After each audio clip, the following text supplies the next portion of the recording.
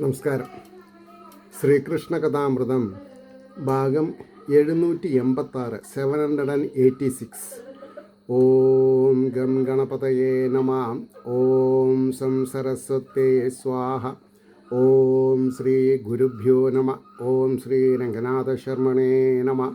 നാരായണ നാരായണ നാരായണ നാരായണ നാരായണ നാരായണ നാരായണ നാരായണ നാരായണ നാരായണ നാരായണ.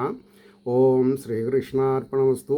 ഓം ശ്രീകൃഷ്ണായ പരബ്രഹ്മണേ നമഃ. ഓം ശ്രീകൃഷ്ണായ പരമാത്മനേ നമഃ. ഹരേ രാമ രാമ രാമ ഹരേ ഹരേ. ഹരേ കൃഷ്ണ കൃഷ്ണ കൃഷ്ണ ഹരേ ഹരേ. ഓം ശ്രീ രുക്മിണീ സത്യഭാമ സമേത ശ്രീ ഗോപാലകൃഷ്ണസ്വാമിനേ നമഃ. ശ്രീകൃഷ്ണ കഥാമൃതം ഭാഗം 786. ഭഗവാന്റെ ഉപാസനാകാന്ഡം എന്നുള്ള ഭാഗത്ത് 48-ാമത്തെ സർഗം യോഗത്രയവർണ്ണനം എന്നതിൽ 29-ാമത്തെ ശ്ലോകമാണ് പറഞ്ഞു നിർത്തിയിട്ടുണ്ടായിരുന്നത്. ആത്മാവിനെ അലങ്കോലപ്പെടുത്തിയിടുകയാം പ്രഭു, അവിടുന്ന് ഒന്നു തൃക്കൺ പാർത്തിടേണം കരുണാനിധേ. അങ്ങ് അടിയനെ ഒന്ന് തൃക്കൺ പാർക്കണം എന്ന് പറഞ്ഞാൽ കണ്ണുകൊണ്ടൊന്ന് ഒഴിയണം.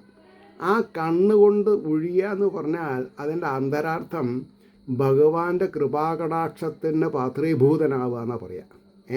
അപ്പോൾ ഭഗവാന്റെ കൃപാകടാക്ഷത്തിന് പാത്രീഭൂതനാവണമെങ്കിൽ അതിന് ചില പ്രീ കണ്ടീഷൻസ് ഉണ്ട്. സംശുദ്ധമായ ഭക്തിയുടെ മാധ്യമത്തിൽ കൂടെ അത് നടക്കുള്ളൂ. അനന്യശരണാഗതനായിട്ട് ഭഗവാനെ ആശ്രയിക്കണം. ഭഗവാനല്ലാതെ കൊണ്ട് എനിക്ക് ആരും ആശ്രയമില്ല എന്ന് ഭഗവാനെ ബോധ്യപ്പെടുത്തണം. അപ്പോൾ അടുത്ത ശ്ലോകം ശ്രദ്ധിക്കുക. എന്താകിലും നിൻ തൃപ്പാദകമലം വിടുകില്ല ഇനി. ആ ഒരു ആറ്റിറ്റ്യൂഡാണ് നമുക്ക് ആവശ്യം. എന്തായാലും എന്ത് തന്നെ വന്നാലും അങ്ങയെ വിട്ട് ഒരു പരിഗണനയില്ല. അങ്ങയുടെ തൃപ്പാദ പത്മത്തെ ഞാൻ വിടില്ല.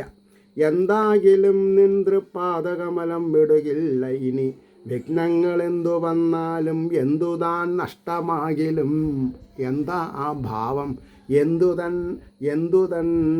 വിഘ്നങ്ങൾ എന്തു വന്നാലും എന്തുതാൻ നഷ്ടമാകിലും.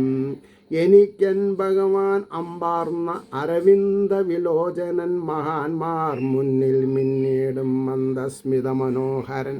ഭക്തി കടന്ന് തുളുമ്പാണ്. എനിക്ക് എൻ ഭഗവാൻ അമ്പാർന്ന അരവിന്ദ വിലോചനൻ മഹാന്മാർ മുന്നിൽ മിന്നീടും മന്ദസ്മിത മനോഹരൻ. ഉൾക്കാമ്പ് ഇതിൽ വിളങ്ങേണം അതേ മതി. എൻ്റെ മനസ്സിൽ ബാലാഗ്ര ശതഭാഗസ്യ വിസ്തരസ്യ യോഗോ ജീവ, ആ പ്രമാണത്തോടു കൂടി എൻ്റെ ഉള്ളിൽ മിന്നണം. ആ തേജോപുഞ്ചത്തിനെ എനിക്ക് അകക്കണ്ണുകൊണ്ട് കാണാൻ അനുഭവിക്കാൻ സാധിക്കണം. ഉൾക്കാമ്പ്യതിൽ വിളങ്ങേണം അതേ മതി, വേറൊന്നും വേണ്ട. അതാണ് നിഷ്കാമകർമ്മം. എനിക്ക് ഭഗവാൻ മതി, വേറൊന്നും വേണ്ട. അത് എന്നെ സംബന്ധിച്ചിടത്തോളം ഞാൻ ഇത്രയും അടിച്ചു പറയണത് എനിക്കത് ബോധ്യമായി.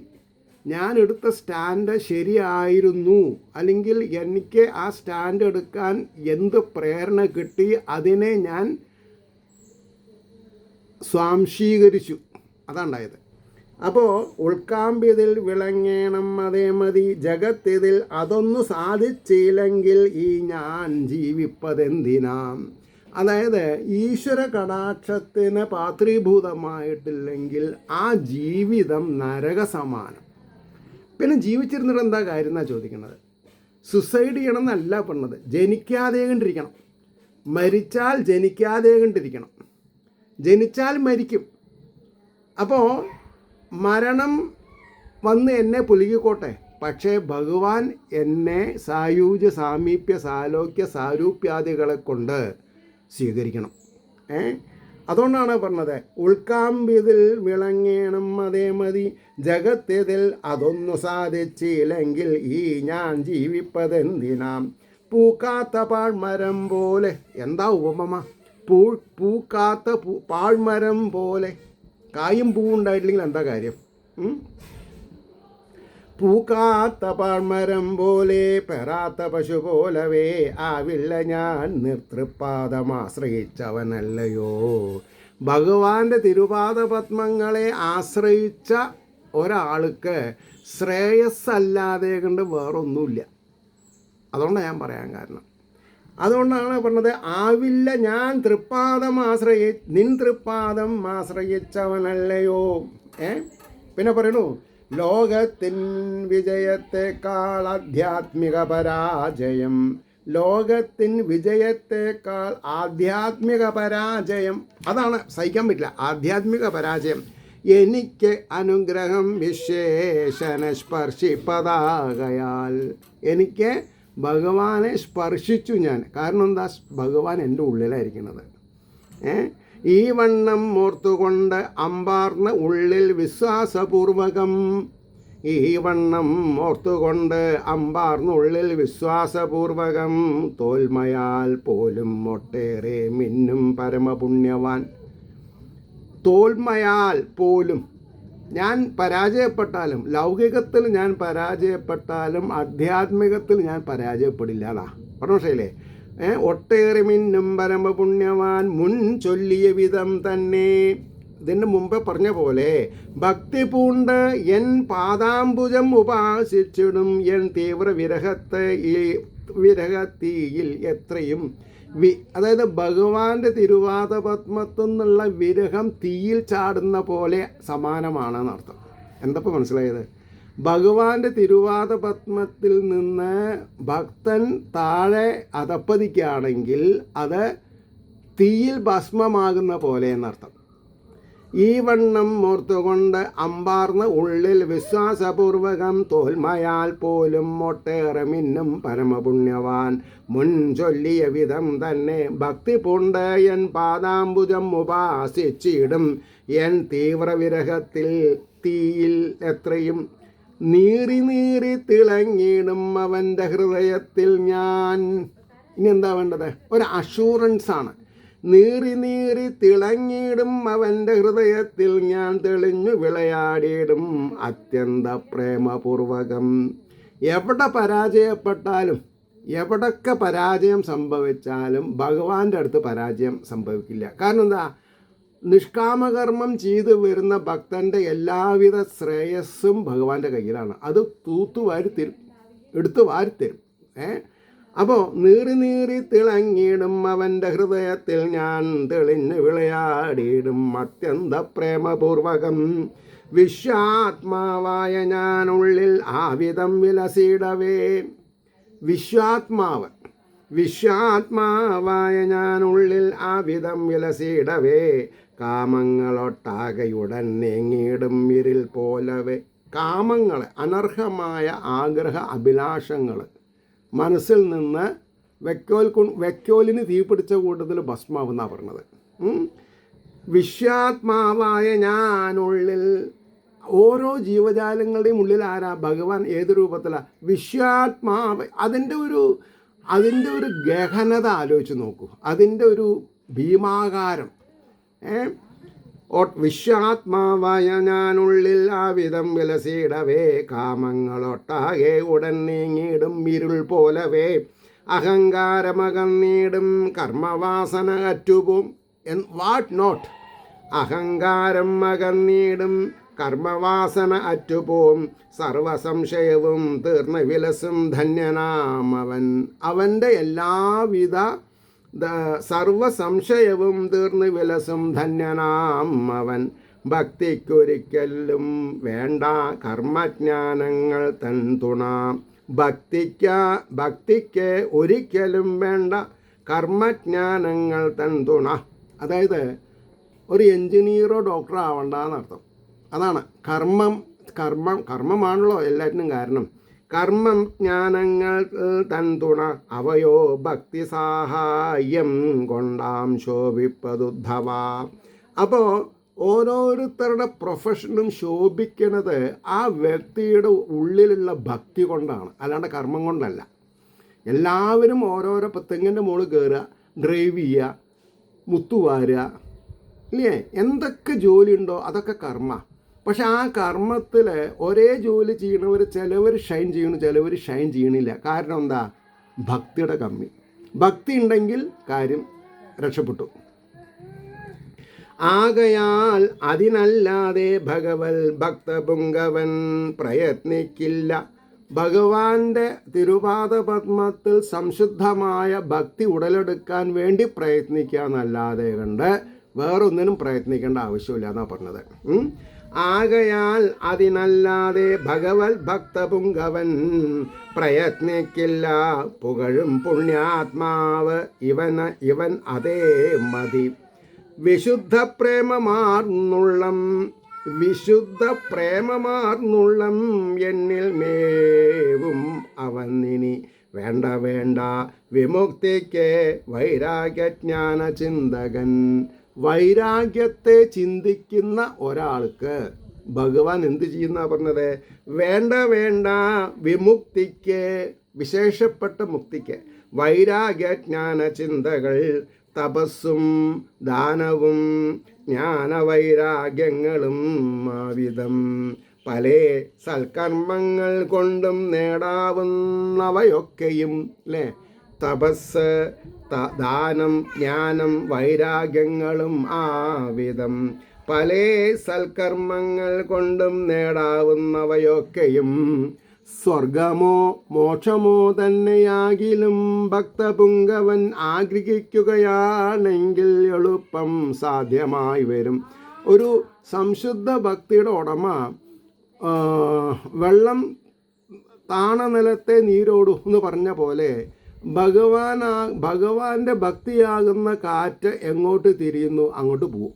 അല്ലാണ്ട് ഇന്ന സ്ഥലത്തെ ഞാൻ നിൽക്കൂ, ഇന്ന സ്ഥലത്തെ പോകുന്നുള്ളത് ഭക്തി ഉള്ള ഒരാൾ പറയില്ല. അയാൾക്ക് അയാളുടേതായിട്ടുള്ളൊരു കാഴ്ചപ്പാടില്ല. അയാളുടെ ഹൃദയഗുഹത്തിൽ വർത്തിക്കുന്ന ആ തേജസ്സിൻ്റെ പ്രതിഭ എങ്ങോട്ട് നയിക്കുന്നു അങ്ങോട്ട് പോകും. അതാണ് എനിക്ക് സ്വർഗം വേണ്ട, എനിക്ക് മോക്ഷം വേണ്ട എന്നാണ് പറഞ്ഞത്.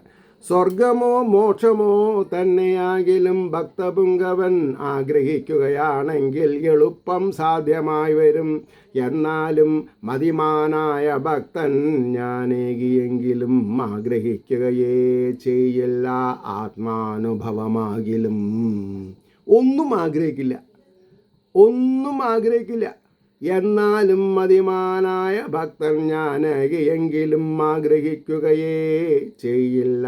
ആത്മാനുഭവമാകിലും എപ്പോഴും ഈശ്വരാനന്ദം മുൾത്തിങ്ങിടുക കാരണം, എപ്പോഴും ആൾവേസ് സർവദാ എപ്പോഴും ഈശ്വരാനന്ദം മുൾത്തിങ്ങിടുക കാരണം വേറൊന്നും അവന് ഫീൽ ചെയ്യില്ല വേണമെന്നുള്ളത്. എപ്പോഴും ഈശ്വരാനന്ദം മുൾത്തിങ്ങിടുക കാരണം, എന്നാൽ അവന് കൈവല്യം ഇല്ലെന്നോർക്കായി ഒരിക്കലും. അങ്ങനെയുള്ള എൻ്റെ ഭക്തൻ മോക്ഷത്തിലല്ല എന്ന് നിങ്ങൾ തെറ്റിദ്ധരിക്കേണ്ടെന്ന ഭഗവാൻ ഉദ്ധവരെ പറഞ്ഞ് മനസ്സിലാക്കണത്. എപ്പോഴും ഈശ്വരാനന്ദം ഉൾത്തിങ്ങിടുക കാരണം, എന്നാൽ അവന് കൈവല്യമില്ലെന്നോർക്കായി ഒരിക്കലും. ആഗ്രഹം തീരെയില്ലാത്ത ഭക്തനിൽ പ്രീതി കാരണം. അപ്പം ഭഗവാൻ സെലക്റ്റീവായിട്ട് എത്ര ഭക്തന്മാരുണ്ട്, അതിൽ എല്ലാവരിലും പ്രീതി ഉണ്ടോ ഭഗവാന്? ഇല്ല. ആഗ്രഹം തീരെ ഇല്ലാത്ത ഭക്തനല്ലേ താല്പര്യമുള്ളൂ ഭഗവാന്. തനിയെ വന്നു ചേരുന്ന ഭക്തി പോലെ വിമുക്തിയും, തനിയെ വന്നു ചേരുന്ന ഭക്തിയെപ്പോലെ വിമുക്തിയും വന്നു ചേരുന്ന പറഞ്ഞ എൻ്റെ താല്പര്യം. ആവിധം കാമകോപാധി നീങ്ങി മിന്നും പ്രശാന്തനെ. എന്താ രസം!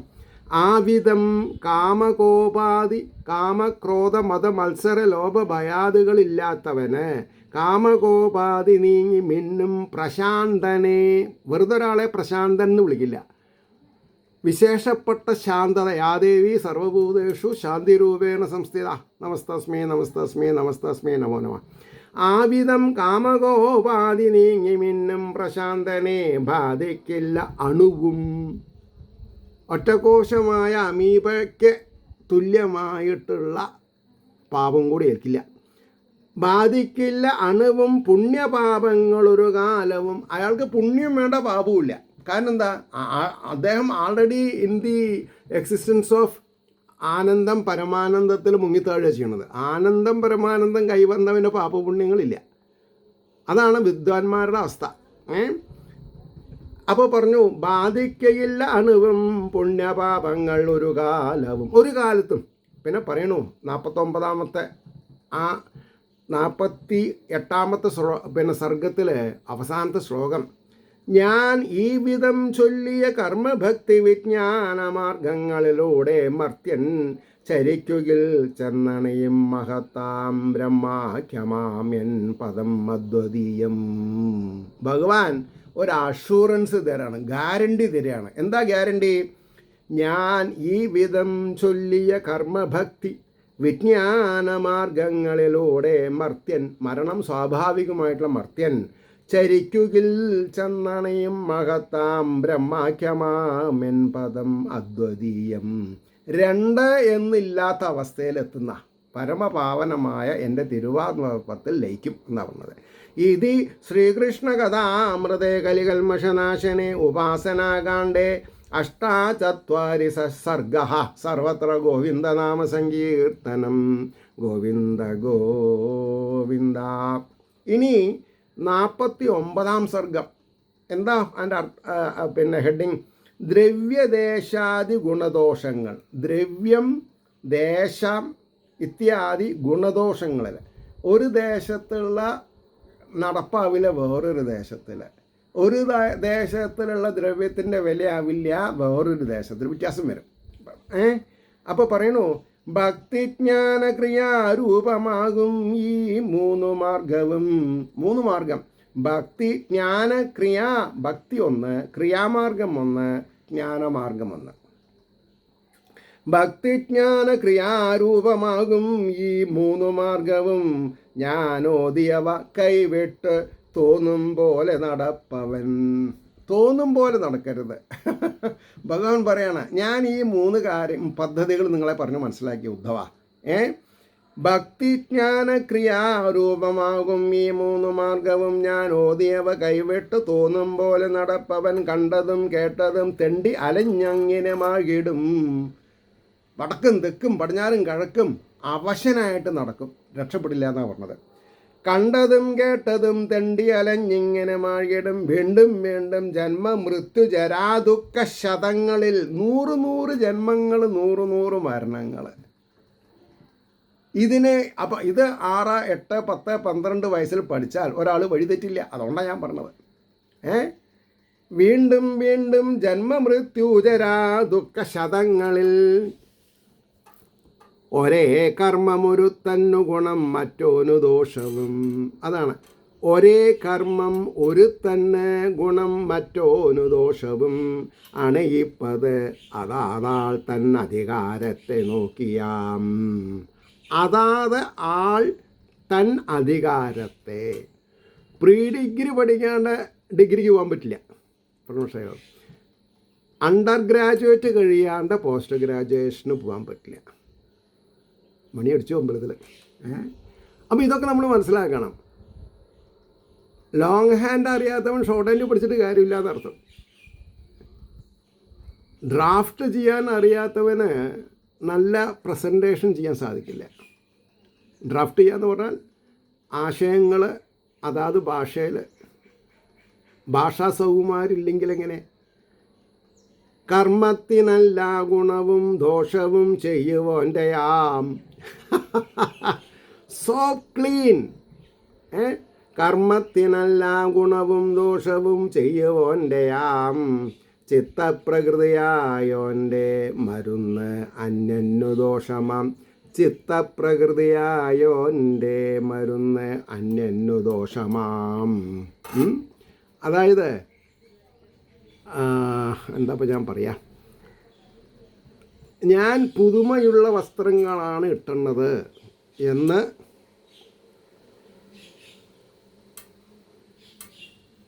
ദരിദ്രനോട് പറയരുത്. കാരണം എന്താ? അയാൾക്ക് അതിനുള്ള കഴിവില്ല. അപ്പോൾ പാശം കൊടുക്കരുത് എന്നർത്ഥം. അതാണ് പറയണത്. ചിത്തപ്രകൃതിയായോൻ്റെ പിത്തപ്രകൃതി എന്നർത്ഥം. പിത്തപ്രകൃതി എന്ന് പറഞ്ഞാൽ എന്താ? ഈ ശരീരത്തിന് മൂന്ന് കാര്യങ്ങളാണ് ശരീരത്തിനെ നിലനിർത്തുന്നത്. ഏതൊക്കെയാ? വാദം പിത്തം കഫം. വാദം പിത്തം കഫം ത്രിദോഷങ്ങളെന്ന് അതിന് പറയാം. അപ്പോൾ ആയുർവേദത്തിൽ ഈ മൂന്നിൻ്റെയും തോതനുസരിച്ച് ഏത് കമ്മിയാണോ അത് എന്തിനൊക്കെയാണ് ദോഷം ഉണ്ടാക്കുക അറിയാം. അതിന് അനുസരിച്ചിട്ടാണ് ഇവർ ട്രീറ്റ്മെൻറ്റ്. അപ്പോൾ ഇവിടെ പിത്തപ്രകൃതി എന്ന് പറഞ്ഞാൽ എന്താ അർത്ഥം? വെയിലത്ത് പോയാൽ തല തിരിയും, ഒന്നും കഴിക്കാൻ പറ്റില്ല, പിത്തം ചിന്ന എന്ന് പറയും. അപ്പോൾ പിത്തപ്രകൃതിയായവന് മരുന്ന് ഏൽക്കില്ല. അതായത് പിത്തപ്രകൃതിയായവൻ്റെ മരുന്ന് അന്യന് ദോഷമാണ്. പിത്തപ്രകൃതി ഉള്ളവൻ കഴിക്കുന്ന മരുന്ന് മറ്റുള്ളവൻ കഴിക്കേണ്ട ആവശ്യമില്ല എന്നാണ് പറഞ്ഞതിൻ്റെ താല്പര്യം. അത് കഴിഞ്ഞിട്ട് പറയണു, ദ്രവ്യങ്ങളെല്ലാം ഒരുപോലെങ്കിലും അശുദ്ധികൾ. ദ്രവ്യങ്ങൾ എല്ലാം ഒരുപോലെ എങ്കിലും അശുദ്ധികൾ. ശുദ്ധമാണ് അശുദ്ധിയാണ്. ഒരു സ്ഥലത്ത് ശുദ്ധിയുള്ളത് വേറൊരു സ്ഥലത്ത് അശുദ്ധിയാണ്. ഗുണദോഷങ്ങൾ ഇവ ഞാനേതുമെന്നോർത്തു ചെയ്യുവാൻ. ഗുണദോഷങ്ങൾ ഇവ ഞാനേതും ഒന്നോർത്തു ചെയ്യുവാൻ. ധർമ്മത്തിനും നടപ്പിനും മര്യാദയ്ക്കും ജഗത്തിതിൽ. ധർമ്മത്തിന് നടപ്പിനും എന്താണ് പ്രസൻറ്റിൽ നടക്കുന്നത് അതിനും മര്യാദയ്ക്കും ജഗത്തിതിൽ സാമാന്യരായോർക്ക് എങ്ങെങ്ങും ഉയർച്ചയ്ക്കു വിധിച്ചതാം. അപ്പോൾ ധർമ്മത്തിനനുസരിച്ച് നടക്കുക, മര്യാദയ്ക്ക് ജീവിക്കുക. ഇത് സാമാന്യരായവർക്ക്, ആവറേജ് ആൻഡ് എബോവ് ആവറേജ്. സാമാന്യം സാമാന്യമല്ലാത്തവരെ ബിലോ സാമാന്യം എന്ന് പറയാം. അവർക്ക് ഉയർച്ച ഉണ്ടാവില്ല. കാരണം അവർക്ക് ഇതിൻ്റെ ഈ പറഞ്ഞതുകൊണ്ട് അവർക്ക് ഗുണമില്ല എന്നർത്ഥം.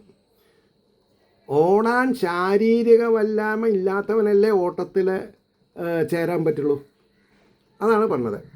പിന്നെ പറയണു, ബ്രഹ്മാദി സ്ഥാവരാന്തങ്ങളായ അതായത് ഒരു തൃണം പുല്ല് മുതൽക്ക് ബ്രഹ്മാവ് വരെ. അതാണ് ബ്രഹ്മാദി സ്ഥാവരാന്തങ്ങളായ ഭൂതങ്ങൾ ഏതിലും ആത്മാവ് ഉൾക്കൊണ്ടു. ഭൂമ്യാദി പഞ്ചഭൂതങ്ങൾ തന്നെയാം. ആത്മാവ് ഉൾക്കൊണ്ട ഭൂമ്യാദി പഞ്ചഭൂതങ്ങൾ തന്നെയാം. ബ്രഹ്മാവ് മുതൽക്ക് തൃണം വരെ എല്ലാം പഞ്ചഭൂതങ്ങളെ കൊണ്ട് സൃഷ്ടിച്ചിട്ടുള്ളതാണെന്നാണ് പറഞ്ഞത്. നീ എന്തിനും ഇതെന്താ ഞാൻ പറയാ? എന്നിട്ട് പറയണു, ബ്രഹ്മാദി സ്ഥാവരാന്തങ്ങളായ ഭൂതങ്ങളേതിലും ആത്മാവ് ഉൾക്കൊണ്ട് ഭൂമ്യാദി പഞ്ചഭൂതങ്ങൾ തന്നെയാം. എങ്കിലും നാമരൂപാദി പലതും വേദം ഈ വിധം തുല്യവസ്തുക്കളിൽ കൽപ്പിച്ച് അത് നന്മയ്ക്കു വേണ്ടിയാം. എന്താ പറഞ്ഞത്? തുല്യവസ്തുക്കളിൽ പലതും വേദം ഈ വിധം, എങ്കിലും നാമരൂപാദി പലതും വേദം ഈ വിധം തുല്യവസ്തുക്കളിൽ കൽപ്പിച്ചത് നന്മയ്ക്കു വേണ്ടിയാം.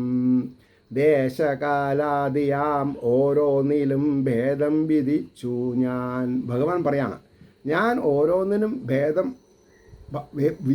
വിഭജിച്ചിട്ടുണ്ട്. ഞാൻ എന്തിനു വേണ്ടിയിട്ട്? ദേശകാലാദിയാം ഓരോന്നിലും ഭേദം വിധിച്ചു ഞാൻ. കാമ്യകർമ്മങ്ങളൊട്ടാകെ മെല്ലെ മെല്ലെ ചുരുക്കുവാൻ. എന്തിനു വേണ്ടിയിട്ട്? To reduce the wishes. അനർഹമായ ചിന്തകൾ മനസ്സിൽ വരാതെ കണ്ടിരിക്കുക എന്ന് വേണമെങ്കിൽ അണ്ടർലൈൻ ചെയ്തോളൂ. അനർഹമായത്. അർഹമായിട്ടുള്ളതൊക്കെ തന്നിട്ടുണ്ട്, കൊടുത്തിട്ടുണ്ട് പോകാൻ എല്ലാവർക്കും. അപ്പോൾ ദേശകാലാദിയാം ഓരോന്നിലും ഭേദം വിധിച്ചു ഞാൻ. കാമ്യകർമ്മങ്ങളൊട്ടാകെ മെല്ലെ മെല്ലെ ചുരുക്കുവാൻ. ദേശം കൃഷ്ണമൃഗം തീരെയില്ലാതേടം അശുദ്ധമാം. മാനില്ലാത്ത അല്ലെങ്കിൽ അതെ മാനില്ലാത്തത് കൃഷ്ണമൃഗം. ദേശം കൃഷ്ണമൃഗം തീരെയില്ലാതേടം അശുദ്ധമാം. അതായത് പട്ടണം മോശാന്നാ പറഞ്ഞതേ, ഗ്രാമം നന്ന്, കാട് നന്ന്, മരുഭൂമി നന്നല്ല. ദേശം കൃഷ്ണമൃഗം തീരെ ഇല്ലാതേടം അശുദ്ധമാം, ഇല്ലാതേടം അശുദ്ധമാം. ആ മട്ടല്ലെങ്കിലും സത്വഗുണമേറും സുശീലരും. അതുപോലെ തന്നെയാണ് എന്താ, ആ മട്ടല്ലെങ്കിലും സത്വഗുണമേറും സുശീലരും. സത്വഗുണം എങ്ങനെ വേണം ഏറണം? എബവ് 85% ആയിരിക്കണം. അവരെയാണ് സുശീലന്മാരെ, സുശീലകൾ എന്ന് പറഞ്ഞത്. സത്വഗുണം ഇല്ലാത്തവരെ സുശീലകളെന്ന് പറയാൻ പാടില്ല. ശൗശീലം ഇല്ലാത്തവരാണ് അവർ. ആ മട്ടല്ലെങ്കിലും സത്വഗുണമേറും സുശീലരും മഹാഭക്തോത്തമന്മാരും കർമ്മൈക നിഷ്ഠരും. മഹാഭക്തോത്തമന്മാർ അവരില്ലാത്ത ദേശത്ത് താമസിക്കാൻ പാടില്ല. മഹാഭക്തോത്തമന്മാരും പുണ്യകർമ്മൈക നിഷ്ഠരും ജ്ഞാനസമ്പന്നരും. ജ്ഞാനം സമ്പത്തായിട്ടുള്ളവർ, ജ്ഞാനസമ്പന്നരും വാഴും ഇടം ഏതും വിശുദ്ധമാം. എന്താ പറഞ്ഞത്? ജ്ഞാനസമ്പന്നരും വാഴും ഇടം ഏതും വിശുദ്ധമാം. അവിടെ നിർത്താം. ശ്രീഹരിയുടെ അനുഗ്രഹാശിസ്സുകൾ നിർലോഭം എല്ലാവരിലും ഉണ്ടാവട്ടെ എന്നും നമ്മുടെ